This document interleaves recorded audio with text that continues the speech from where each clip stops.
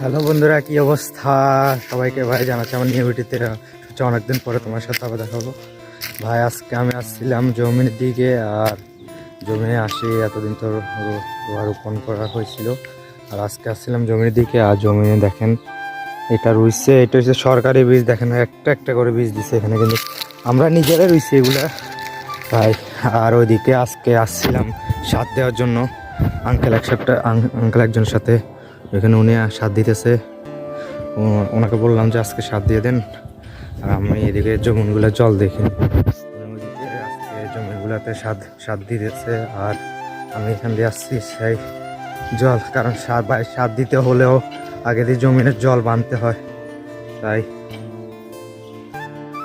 আর ভাই জমিনে জল না থাকলে মনে করেন সার দিয়ে কোনো লাভ হবে না, কারণ এখানে জমিনের যে জল, যদি জলে না থাকে সার দিতেও কোনো সারের উপকরণ হবে।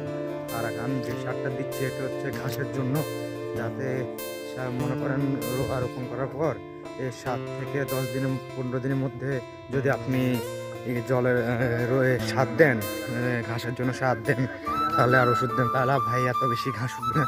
তাও বাঁচা লাগবে কিছুদিন, এই 4-5 দিনের মধ্যে এটা বাঁচানো লাগবে। কারণ কেন ভাই, এগুলোতে মনে করেন মিনিমাম 10-15 দিনের মধ্যেই ঘাস অতিরিক্ত উঠে যায়।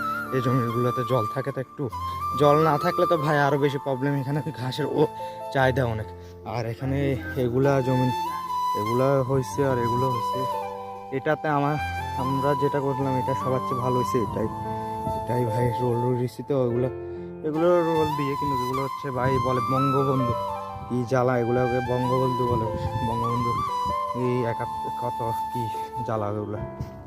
আর এগুলো আমাদের নেই, এগুলো অন্য আঙ্কেলদের। আর ওদিকে আঙ্কেলের যেটাতে আরেকটাতে আমাদের একটাতে সাথ দিতেছে। এখান দিয়ে আস্তে আস্তে আর দেখলাম এখানে আমাদের এই জমিনটাও মোটামুটি হয়েছে, কিন্তু এটাতে ভাই মাঝখানে অনেক জ্বালা পৌঁছে গেছে, কারণ জল বেশি থাকার কারণে আর রোয়া কম পড়েছে তাই।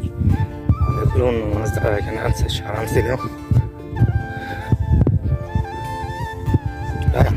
এগুলো সার দিয়েছে আজকে রাজধানীগুলো, এগুলো সারগুলো দেওয়া হয়েছে। সার দেবে এগুলো এখানে প্রায় 20 কেজির মতো সার আনছে এর জন্য। আর ওদিকে আঙ্কেলের সার দিতেছে, আর এদিকে জমিগুলো দেখতেছিলাম।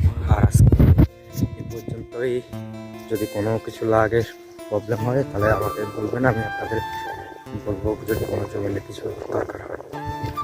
আর ভাই জমিনে যদি জল না থাকে, এই দেখেন জমিনে জল যদি না থাকে ভাই, এভাবে গোড়া থেকে আস্তে আস্তে শুকে যাবে। আর